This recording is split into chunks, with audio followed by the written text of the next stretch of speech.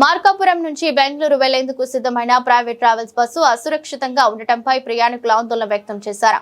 Shri Lakshmi Narasimha travels కు చెందిన బస్సులో ప్రయాణించేందుకు 38 మంది టికెట్లు బుక్ చేసుకున్నట్లు తెలిపారు. బస్సు ముందు అద్దం పూర్తిగా లేకపోవడం, వాహనం పరిస్థితి సరిగా లేకపోవడం గమనించిన ప్రయాణికులు భయాందోళనకు గురయ్యారు. మరో బస్సు ఏర్పాటు చేయాలని కోరిన ట్రావెల్స్ యాజమాన్యం నిర్లక్ష్యంగా వ్యవహరించినట్లు ఆరోపించారు. హెల్మెట్ పెట్టుకుని గమ్యస్థానానికి చేరుస్తామని చెప్పడం మరింత ఆందోళన కలిగించిందని ప్రయాణికులు తెలిపారు. దీంతో ప్రయాణికులు పోలీస్ స్టేషన్ లో ఫిర్యాదు చేయగా సిఐ సుబ్బారావు బస్సును పరిశీలించి దాని పరిస్థితి సరిగా లేదని గుర్తించి వెంటనే సీజ్ చేశారు.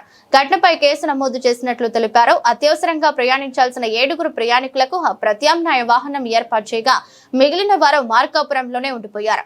ఇటీవల మార్కాపురంలో జరిగిన ఘోర బస్సు ప్రమాదంలో 14 మంది మరణించిన ఘటన మరొక ముందే ట్రావెల్స్ యాజమాన్యం నిర్లక్ష్యంగా వ్యవహరించడం పట్ల ప్రజలు తీవ్ర ఆగ్రహం వ్యక్తం చేస్తున్నారు.